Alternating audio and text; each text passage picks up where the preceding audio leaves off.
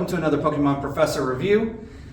Notice our Pokemon buddies have continued to grow, and now Fuecoco has joined our Pokemon party in order to learn about inequalities.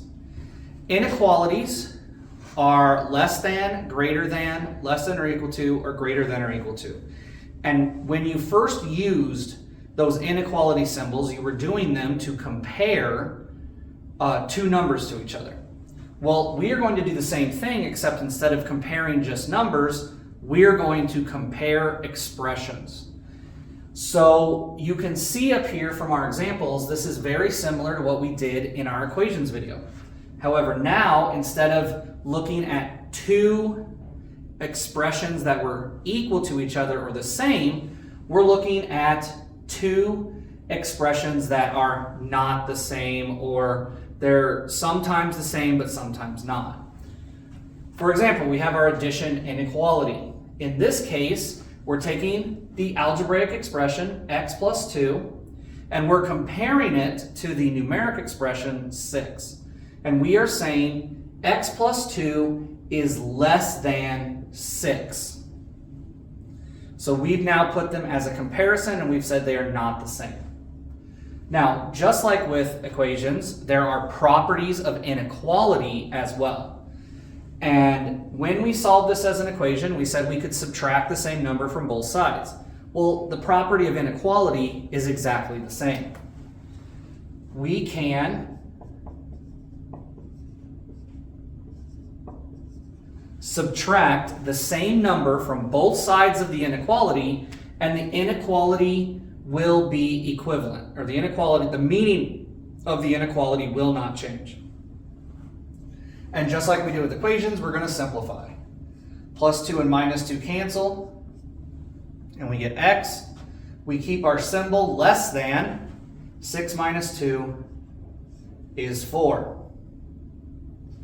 Moving on to subtraction inequality. Just like with equations, if we add the same number on both sides of the inequality, the meaning of the inequality will not change. We cancel out negative 2 and positive 2, and we get that x is greater than 6 plus 2, or 8.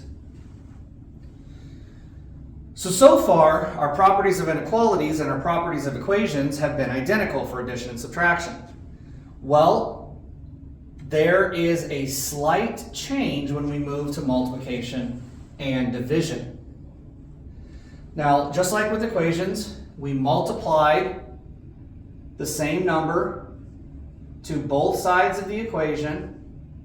The 1/2 and the 2 canceled out, and we were left with 6 is less than or equal to 3. If this number that we are multiplying by, the 1/2, if that number is a positive number, the inequality symbol stays exactly the same. However, sometimes we can end up with a negative number. So in this case, we have to multiply negative 2x by negative 1/2.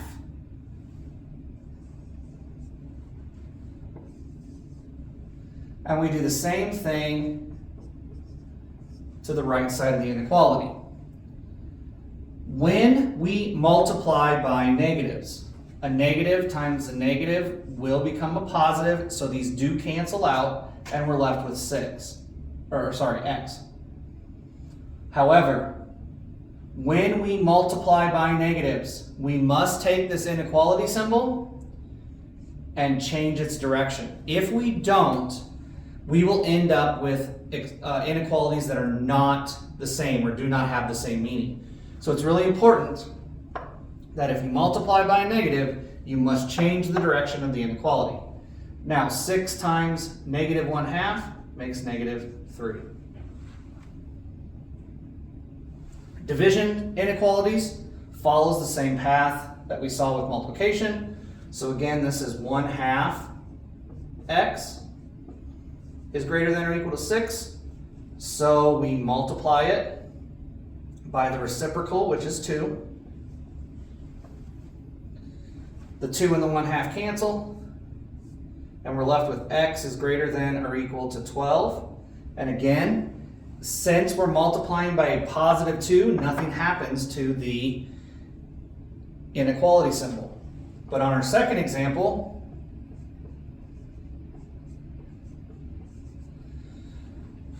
we change x divided by negative 2 into negative 1/2 x. Now we do have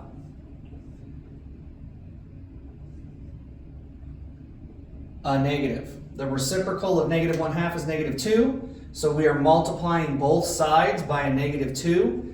When you multiply by a negative, you must switch the direction of the inequality in order to keep the inequalities the same. So as you can see, a lot of common steps to when we were solving equations, with one little change when it comes to multiplying by negative numbers, which also includes dividing by negative numbers. We have to change the direction of the inequality symbol. One more thing with our inequalities before we finish. We have here an answer that is an inequality statement. But that's not the only way we give answers for inequalities. We also give their graphs. Now in an upcoming video, I'm going to walk you through number lines in more detail, but for now, I'm going to create a line. In the middle of that line, I'm going to put my value, which is 4. I'm going to go 1 less, which is 3, 1 more, which is 5. And this is all I'm going to need in order to show the graph of this inequality. So the first thing I need to do is I need a point to start out this graph. So as I look here, I know that the value is 4, and the question is, can x equal 4?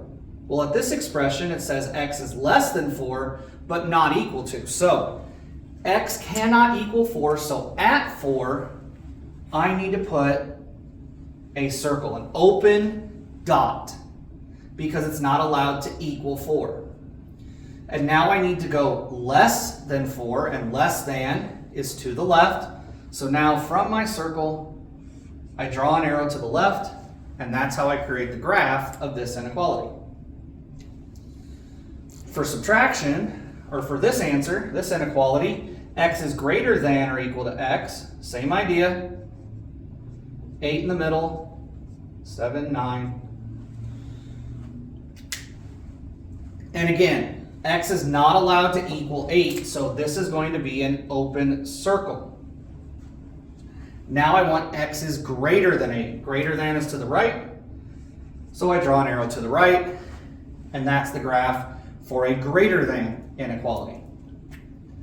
Now over here, we have our less than or equal to and greater than or equal to inequalities. These are very similar to the other graphs, but one important difference.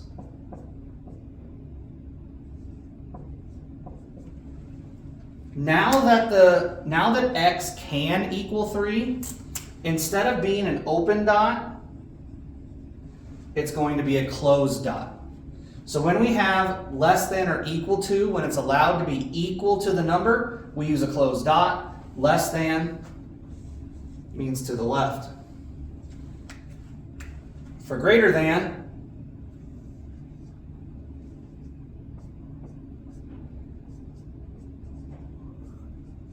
same idea.